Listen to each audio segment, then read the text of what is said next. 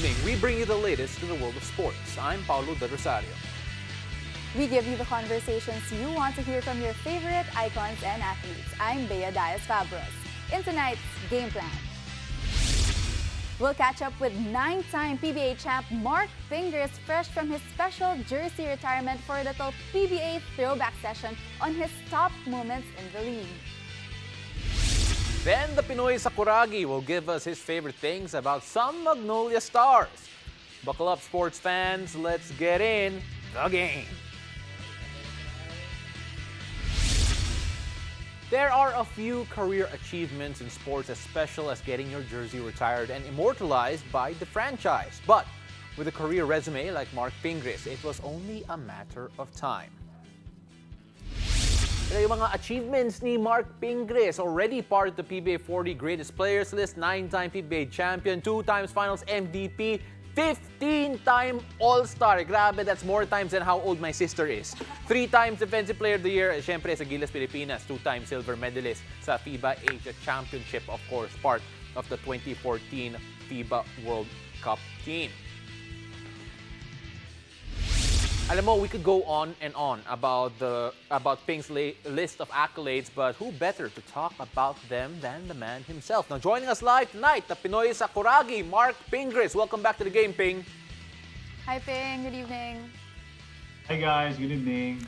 Ping, unang-una, congratulations. It's been a while since we got to talk to you, and alam ko you're already enjoying retirement life, retired life. But then, kumusta man yung feeling being there at the venue, being part of that retirement ceremony na kasama si PJ? Parang naiyak ka yata eh. But then, you know, sabi mo during the ceremony that siguro you shouldn't have retired kasi nakakaiyak pala. Yeah, paano pa lang ako eh, papasok pa lang actually ng Araneta. Sobrang ramdam ko agad na parang ang bilis lang ng panahon, ang bilis ng 16 years na grabe, parang na-miss ko rin siya dahil syempre pangalawang bahay ko na yun Araneta eh. Ang sarap lang ng feeling talaga na nakapasok ulit kami. Gawa rin ng pandemic, di ba? Nung ang hirap din manood. But yun nga, hindi mo ma-explain eh kung ano yung sayang nararamdaman mo nung pagdating mo sa loob at nakita mo yung mga fans. First of all, Ping, congratulations on such a storied career and the retirement of your jersey. I'm sure ito nga yung parang cherry on top, the perfect ending to such a storied career that you had. But because of that, and because we are celebrating you today, we will go back into memory lane and relive some of the top moments in your PBA career. So okay lang ba yan sa'yo, Marc? Pwede. Ayan. Kasi kung hindi siya, hindi ko alam kung gagawin natin. Hindi ka pwede kung hindi, actually. So let's start off. Let's go back into memory lane and relive your 2013 PBA Governors Cup Championship. And you know, I was watching that on TV. And when I recall it, what I really remember was that last 1 minute wherein you were on the free throw line. And it was so emotional because everyone in the Araneta Coliseum was chanting, MVP, MVP. And then right after, at the other end of the court, you had that monstrous block. Yeah. You're on Millsap. So when you relive that moment, you were PBA Finals MVP in 2013. Ano yung nararamdaman mo during those moments? You know, sobrang proud ako sa sarili ko dahil may kwento kasi yan eh. That time kasi, nasagasaan yung anak ng brother ko, yung pamangkin ko. Tapos, nasa hospital siya nung time na yon. And then, parang pinaramis ko sa kanya na kukunin ko tong finals na to para sa kanya. So, and then yun nga, parang hindi siya pinalad na mabuhay. So, yun, pinaramis ko sa kanya na kasi mahilig sa basketball yung pamangkin ko si Ivan. So, pinaramis ko talaga na kukunin ko to kahit anong mangyari para sa iyo to. So, pagkatapos nung game, napaluhod na lang ako dahil alam mo yun, parang binigay ko talaga yung lahat sa kanya. And then pinuntahan ko yung brother ko, tinuturo ko siya. Tapos umiyak yung brother ko nung time na yun. So, happy din dahil siyempre, Yeah. nag-champion yung team. Diba? Sobrang happy talaga. Pero grabe Ping, that moment, syempre iba yung personal journey mo din, especially with the finals MVP. Inalay mo rin sa pamilya mo. And looking at that moment, syempre we have to also look at the other achievements that you have gotten. In fact, there were so many, we're going to lump them all into one in yung next moment. Yung PBA Grand Slam with San Mig Coffee. Yeah. I remember I hosted a debate show talking about yung mga Grand Slam teams. At yung team na to, it felt like, okay, Grand Slam team kayo, pero you always had to fight back from siguro poor elimination round, then had to become better as it went on. Can you describe yung team na yon at yung achievement nyo na naka-Grand Slam kayo? Sobrang hirap tsaka sobrang siyempre saya. But nagpapasalamat kami kay Coach Tim, talagang talagang hindi siya nag-give up para sa amin. Dahil nung time na yon, pag nananalo okay kami, pero pag natatalo parang hindi namin naiintindihan yung tinuturo ni Coach. So talagang nagtiyaga siya talaga na talagang tinutukan niya kami. Mag-practice, tapos papuntang game, ginagyan mind namin hanggang yun nga, maka-focus din kami sa game. Lagi niya rin sinasabi na kahit kumbaga yung first champion namin dati, be humble lang, parang ganon. At parang sabi niya na sana lagi tayong gutom. So every practice, yun, binibigay din talaga namin best namin. Ping, I always joke around that the reason why na tumaba ako is kasi naging yung mga bonus that you gave my dad during that time. Pero Ping, another moment that we had here was yung induction mo to the PBA 40 Greatest Players list while you were an active player. But I want to gloss over that for yung last question natin dito. If you were to pick a moment for yourself na magiging top moment in a Marc Pingris movie na kailangan natin i-feature, Pinoy anong Sakuragi. moment yon for you? Ang hirap ng question Ang dami kasing pagpipilian. Oo nga eh. Galing mo kasi Ping eh. Oo. Ang puso ni Pinoy Sakuragi. Wow. Sobrang Hindi po, lalim hindi naman ganun, di ba? nun. Oo. I love that. Well, I think that was the best answer so far for tonight. But there, Marc Pingris, we really are thankful that you are on our show to share and relive your best moments in your PBA career. But you will stay with us because after the break, the Pinoy Sakuragi will give his favorite things about some Magnolia stars. Stay tuned, you're watching The Game.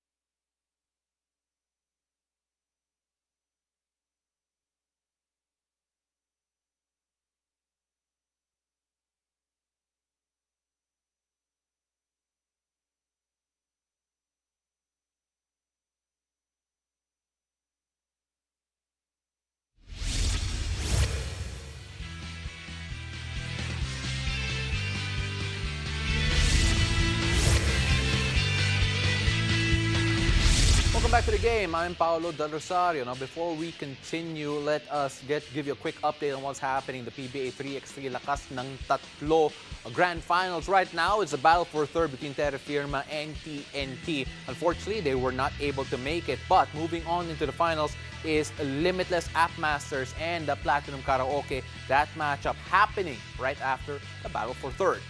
Now, we still have the Pinoy Sakuragi Marc Pingris on our show. Now it's time for us to break down his favorite things about some Magnolia stars throughout the years. So paying for this one,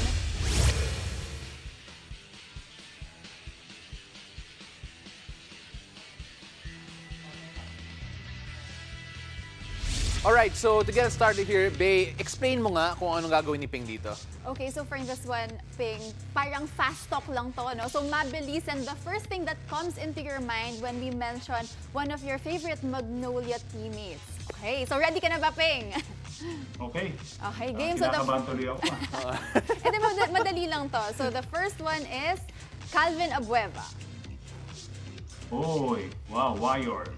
Warrior. Oo, syempre. May favorite moment ka ba in practice with si Calvin? Kasi feeling ko yung mga favorite moment mo, hindi on-air friendly eh. Pero anong pwede mong i-share? Alam mo, si Calvin, no, malakas yan kahit puyat. Dumadang yan. Alam mo yun, kahit pagod, talagang binibigay niya yung best niya sa practice. Talagang, akala mo nasa game talaga siya. Kahit anong injury, lumalaban.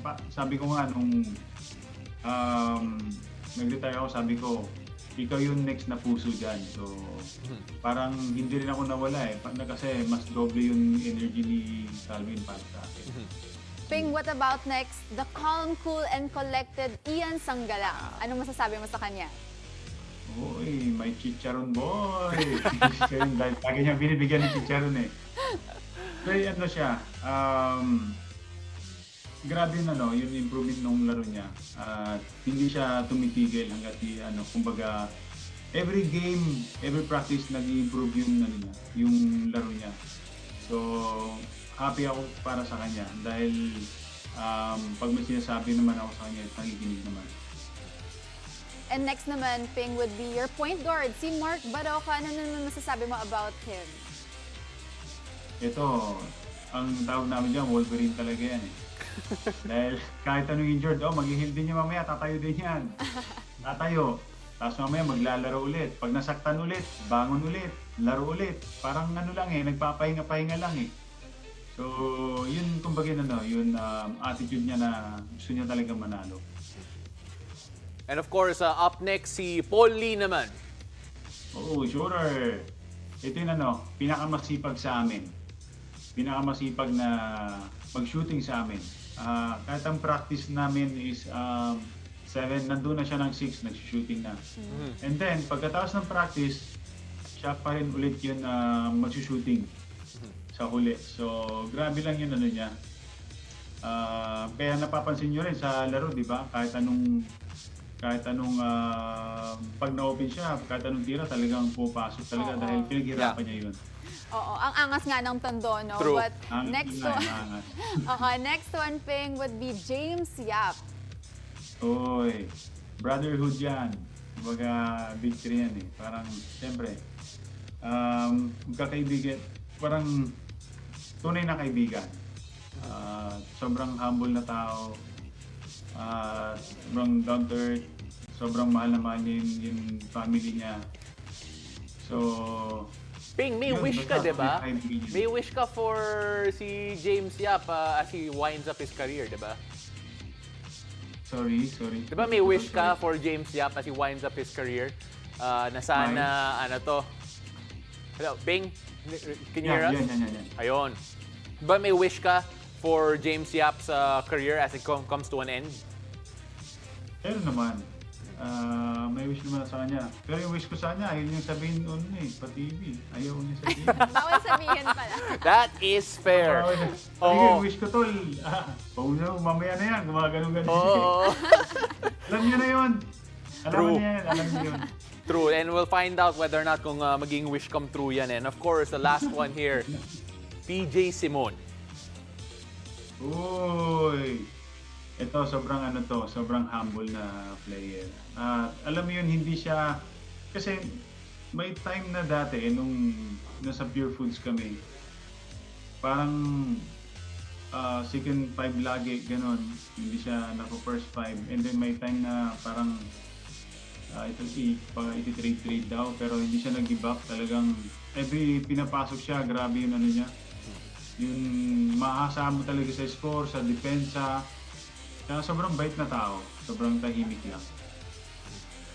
Ping, is there any other teammate na sa palagay mo is not talked about enough throughout yung entire career mo that actually helped you become who you are? Player or coach? Player. I think ito, sila James, Kirby, Romela Ducol, and Daniel Deponso. Again, great names you mentioned there. A message to the fans of Magnolia. Siyempre, a lot of support came your way right after your retirement. Anong mensahe nyo para sa kanila? Well, lagi yung sinasabi to, no? Maraming salamat sa lahat ng mga fans na sumusuporta sa Magnolia, sa fans namin. Hindi lang sa team namin, kundi sa PBA talaga. Lagi yung sasabihin to, na hindi po lalaki ang PBA or hindi sisikat ang PBA kung hindi dahil sa mga fans na sumusuporta sa PBA. Dahil kayo po yung tunay na nagbibigay ng siglalan namin para maglaro po sa PBA. So yun, sana po huwag kayo pong magsawang sumuporta. So yun, maraming salamat po. Well, Ping, thank you so much again for your time and good luck also to the next chapter of your career. So there we go. Yes, thank you. So, grabe yung background niya eh. Napaka-flex talaga yung achievements niya eh. Whew! Only Ibang you. klase. Salamat, Ping. Thank you very much. Thank you. Now, when we return, we'll talk about the WFDF 2022 World Beach Ultimate Championship. Stay tuned. You're watching The Game.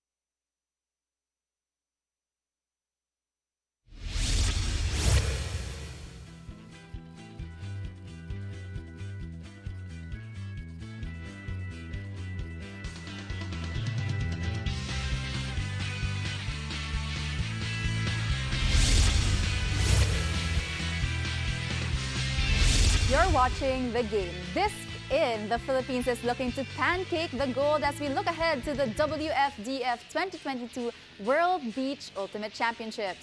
Tonight, former World Championship Beach Ultimate MVP and Philippine Ultimate Men's Open Division player Christian Guerrero joins us. Good evening, Christian, and welcome to The Game. Hi guys, good evening. Thank you for having us. Okay, so first of all, Christian, this tournament, just so that people know the magnitude of this tournament, it's basically like the Olympics of Ultimate. So given that we are in the pandemic and, you guys are still trying to prepare, can you explain to us how you guys are preparing for this big of a tournament? Medyo very challenging, no? Kasi nga, first of all, nag-start yung campaign namin last October when we held the tryouts in Boracay. Mm-hmm. So, para makapili kami ng national pool for competing for this upcoming tournament. So, yun. So, kailangan namin yayain talaga yung mga tao, yung mga potential players to try out, tumastos on their own. Kailangan, alam niyo, recently, kailangan nyo magpa-RT-PCR pa. So, para makarating sa isla. And then yun. So, successful naman yung tryouts namin. And then, moving forward, we're going back to the island this coming January to train again for 2 months leading to the World Championship. Christian, there are going to be, if I'm not mistaken, around 4 teams going to the World Championships representing the Philippines. Can you talk to us a bit about yung sacrifice na kailangan gawin ng mga players? Kasi you mentioned it's going to be around a 2-month camp going into this, want to get ready for this tournament. Can you tell us all about that? Yeah. So meron 4 divisions na pupunta for this upcoming tournament. So we have the Open Division, that's doon ako maglalaro. And then we have the Women's Division, we have the Masters Division, which is a bit like 30 and above for the women's. And then we have the Grandmaster, which is 40 and above. So, I mean, pero lahat naman sila naging part na rin ng team before. It's just a matter of like moving up dun sa division. So talking about sacrifices, no, syempre, karamihan talaga sa mga players may mga trabaho din. And then leading to this tournament, and then sa US pa siya, so definitely mahal. And then during the pandemic, ang dami rin nawalan ng work, business, like may mga tao din dun sa isla, sa Boracay, so nag-shutdown talaga yung isla for like a year almost, diba? So yun, so very challenging, no? Sacrifices na kailangan namin mag-base sa isla, medyo iba mo talaga yung work mo sandali para maka-ensayo ng mabuti. Kasi ang hirap mag-isip ng ibang bagay, hindi ka makaka-focus talaga sa training, which is yun lang yung meron kami leading to this tournament. So yun, so ina-encourage talaga namin sila na kung kaya yung i-drop yung iba yung kailangan gawin for this preparation. In other words, commit. Commitment. Oo. But exactly. Yeah, but we really do hope that you guys are able to prepare, and even with the short span of time that you guys have. But looking ahead, Christian, we know that the Olympics have been adding a lot of different sports in the tournament. So do you think that we see Ultimate being included in the list of sports in the Olympics in the future? I hope so. I mean, hopeful naman lahat ng yung buong organization, yung buong ultimate community sa buong mundo, parang nilalakad pa rin na maging part yung ultimate ng Olympic. And kung mangyayari yun, hopefully, I mean, may chance talaga din tayong compete. Especially kung beach ultimate yan. So, kasi yun talaga yung forte nung Philippine Ultimate so far. You know, you make a good point there that there's actually hope that we could actually get a gold if beach ultimate goes into the Olympics. Pero for those wondering about this particular tournament that you're joining, how big of a contender is the Philippines sa sport na to? I'll say very competitive na talagang pwedeng manalo. I'll say that, na pwedeng manalo. Kasi for the past 4 worlds na nilaruan naman namin, I mean, may success ka talaga makikita. So, naglaro na kami twice for championship match, gold medal match. But medyo during that time, alam mo yun, parang nagbibuild up pa lang yung experience namin. And then, yun. So, I mean, for the past 4 championship, parang 4th na yung pinakamababang na-achieve namin. So, at least meron tayong 2 silver and 1 bronze. So, hopeful kami for this upcoming World Championship na talaga mas magiging competitive, and hopefully makuha talaga natin yung gold na gustong-gusto namin makuha for the very long time. You know, I love the hope, the desire to end up with a gold medal, and hopefully you do get there. At sana naman, maybe if it ends up in an Olympic sport, we'll be talking about potential Olympic podium finish and a podium finish for the team. Saya nun. Sobrang saya. Christian, again, thank you very much for joining us, taking time out of your schedule. I think you're on vacation right now, if I'm not mistaken, in Baler. Kaya enjoy your time there, and hopefully we get to talk to you again soon. Good luck. Thank you, Christian. All right. Thank you so much, guys. Now let's move on to a bigger fight being experienced by our fellow countrymen. Marami sa mga kababayan nating nasalanta ng bagyong Odette ang walang makain, walang tubig, walang masilungan at nawalan ng mahal sa buhay. Pinoy NBA star Jordan Clarkson and Miami Heat head coach Mike Spoelstra share their message to our kababayans in this tough time.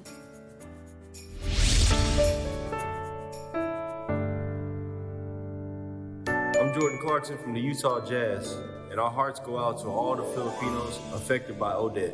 I'm reaching out to our fans in the Philippines to help out our Filipino friends. Every little bit helps. Any amount gifted will aid relief operations around the country.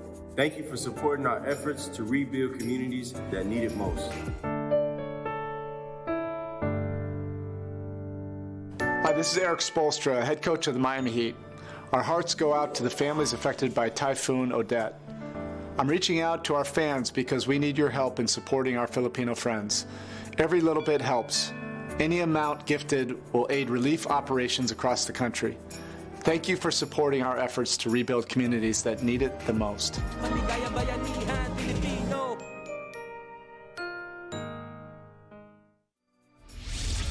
Once again, thank you Jordan Clarkson and Coach Eric Spoelstra. So tuloy pa rin po ang Pasko para sa nasalanta ng bagyong Odette. Tuloy pa rin ang Pasko as the MVP group of companies together with its partners are in unity in spreading joy and hope this holiday season, and you can be part of this remarkable movement. This time, Barangay Sitio Santo Niño in Rodriguez Rizal received a holiday surprise. Let's watch this.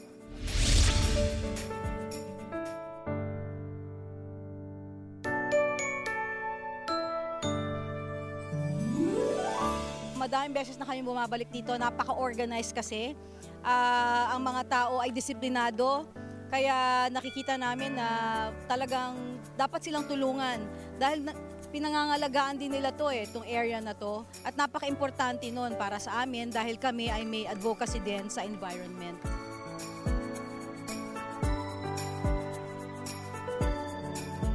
So ang Metro Pacific Foundation ay namigay ng 200 na Noche Buena packs na nakalagay sa isang box na nandoon ng pang salad, pang spaghetti at merong ham. No, talagang gusto namin pa-feel na Noche Buena eh. Hello, Tatay Pirot. To, sabi ko sa iyo, di ba, bibigyan kita? Tuloy pa rin ang Pasko ng Pinoy kahit ano pa mang pasakit sa ating dumalakit. Pag-ibig sa ating puso ay mamamalagi na para bang ngiti dito sa ating labi. Tayo as private sector, within the MVP group, napakagandang nagsasama-sama tayo, nagkakaroon tayo ng bayanihan dahil alam natin na merong nagkakaroon ng pag-asa, no? Lalo na ngayon na napakahirap ng buhay. Salamat po. Tuloy pa rin po ang Pasko. Dito sa Sitio Santo Niño, Wawa San Rafael Rodriguez Rizal. Tuloy pa rin ang Pasko! Maligayang Bayanihan Pilipino! Tuloy pa rin ang Pasko. Now let's do our part and spread the Christmas cheer to our fellow kababayans. You may send your donations to the accounts flashed on your screen or contact us on the following details. Tara na sa isang maligayang bayanihan Pilipino. Tuloy pa rin ang Pasko ng Pinoy kahit ano pa mang pasakit sa ating dumalaki. Pag-ibig sa ating puso ay mamamalagi. Thank you once again for joining us. I'm Bea Daes Fabros. Catch us weeknights here on One News, One Sports, and One Sports Plus. I'm Paulo Del Rosario, and this has been The Game.